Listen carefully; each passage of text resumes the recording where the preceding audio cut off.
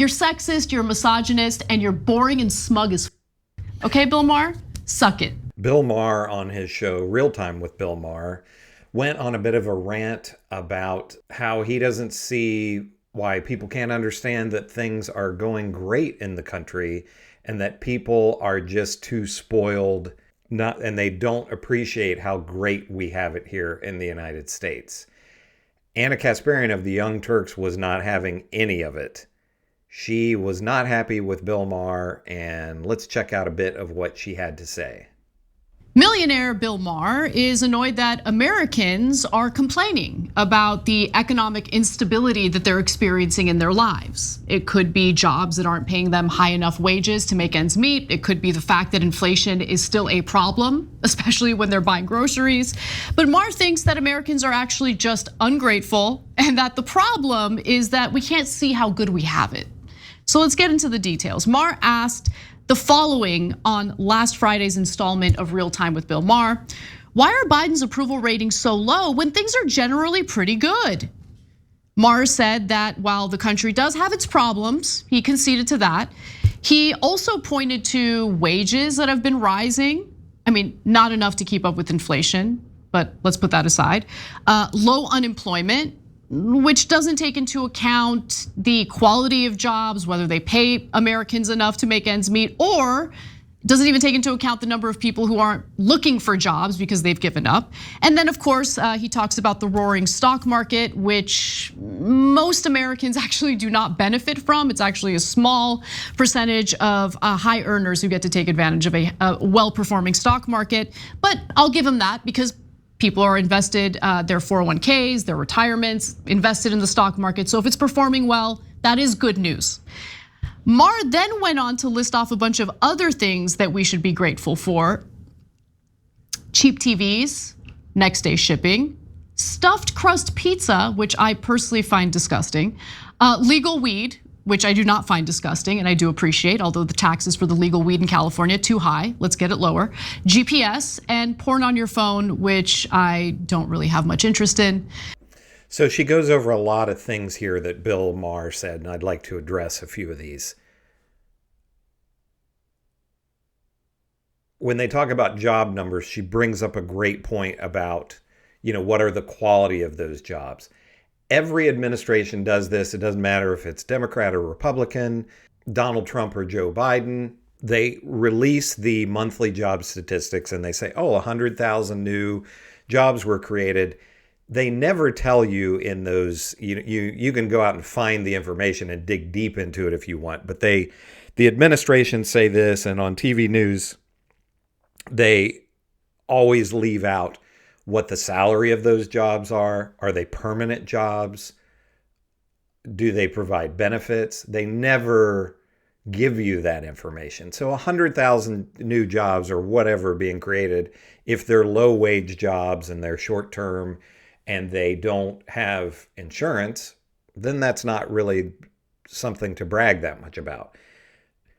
Most of the jobs that have been created in the last 10, 15 years are short-term temporary jobs. They're not permanent jobs that people are going to be able to keep long-term, and that never gets talked about. So I'm glad that Anna Kasparian brings this up here. Now, when we get into the other things about cheap TVs and stuffed crust pizzas and all that kind of stuff, I mean, that's just the baseline standards of it. We're the richest country in the world. We have people who are literally worth tens or even hundreds of billions of dollars. So, sometimes people will say, well, in America, you're better off than some country where people are starving. Sure, yeah. But should that be our standard in the United States, that you're not starving to death? No. So these various things that you can get at cheap TVs and stuffed crust pizza, that's just ridiculous on Bill Maher's part. What doesn't get brought up by Bill Maher here, and this is someone, he is a super rich guy. The last I checked, he had the number one most watched show on HBO and HBO Max.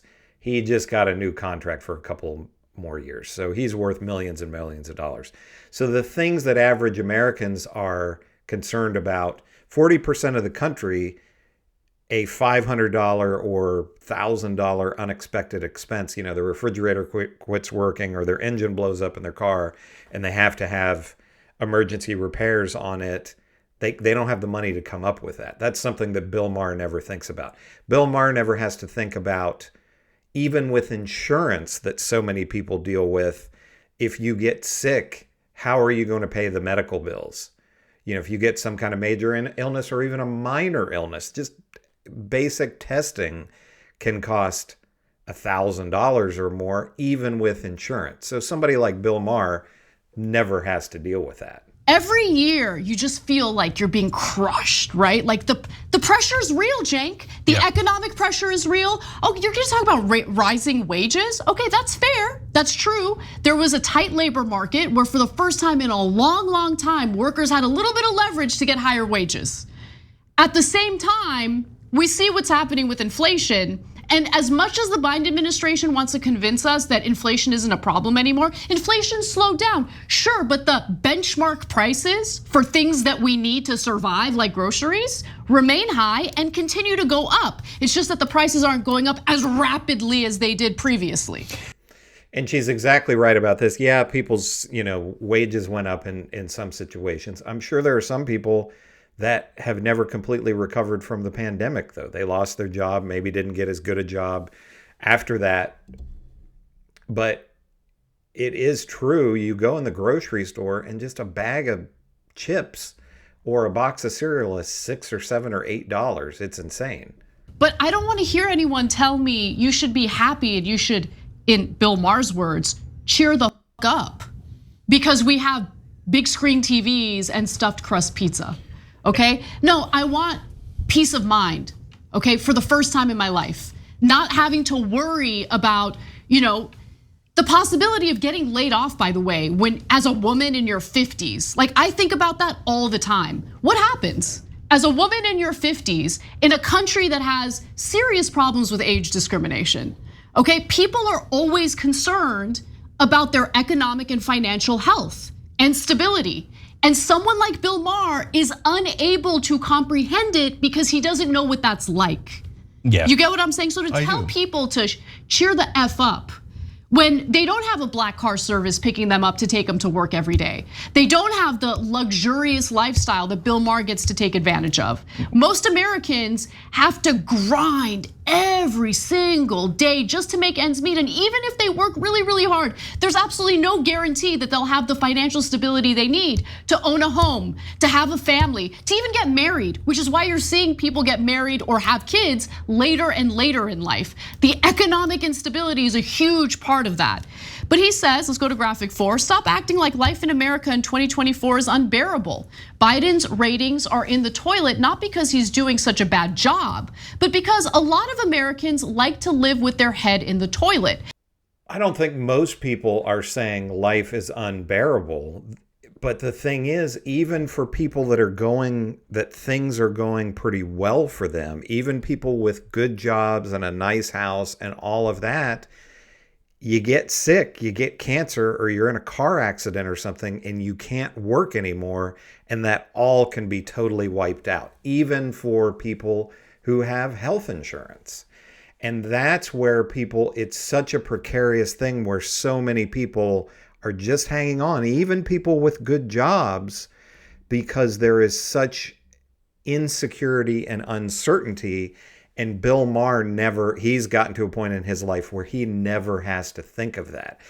If a bus hits Bill Maher and God forbid he can't ever work again, he's never going to have to worry because he has so much money. The vast majority of Americans who make $50,000 a year or whatever are not in that kind of position. So now here, one more final point from Anna Kasparian to specifically address another thing that Bill Maher had to say. Let's go to graphic 8. So Bill Maher also said this: the people who really shouldn't be that bummed out but are acting like it anyways are exactly who you think, white women. An estimated 35% of whom are on antidepressants, although in their defense, have you seen the prices at Lululemon? Okay, so Look, I mostly want to make a comment about the brazen sexism and misogyny, mostly demonstrated by Democrats and left-leaning men, okay? Just because you put white before women doesn't mean that your misogyny doesn't exist. It's still misogynistic, it's still sexist. Like, I love this new trend of like, I'm a good liberal Democrat and I want to engage in misogyny, so I'm just gonna put white before women and it's gonna be totally fine. No, we see through that crap, okay? Yeah. You're sexist, you're misogynist, and you're boring and smug as okay, Bill Maher? Suck it. All right, so she couldn't be much more pointed than what she is there. So what Anna Kasparian is saying about Bill Maher, again, is completely right.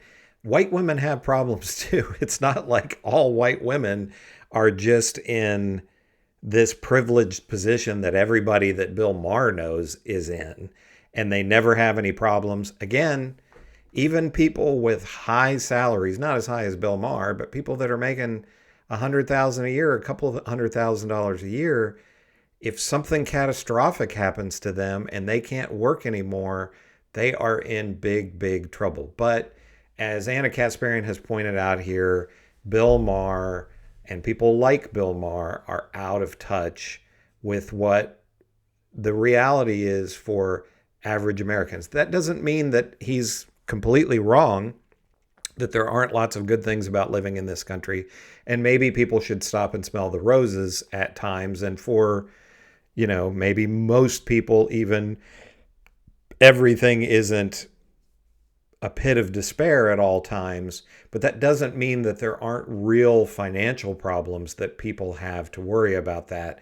But Bill Maher is in such a bubble that he doesn't even see it. He doesn't know what he's so far removed. It's been so long since he has had to have been a regular person. Bill Maher has talked before about that he grew up pretty poor, but that was in the 70s. And as Anna Kasparian points out here, he is in a very, very privileged bubble and a privileged position. But what do you think? Who do you think's right here? Bill Maher right? Anna Kasparian? Both of them? Neither of them? Leave your comments, give me a like and a subscribe, and I'll see you in the next one.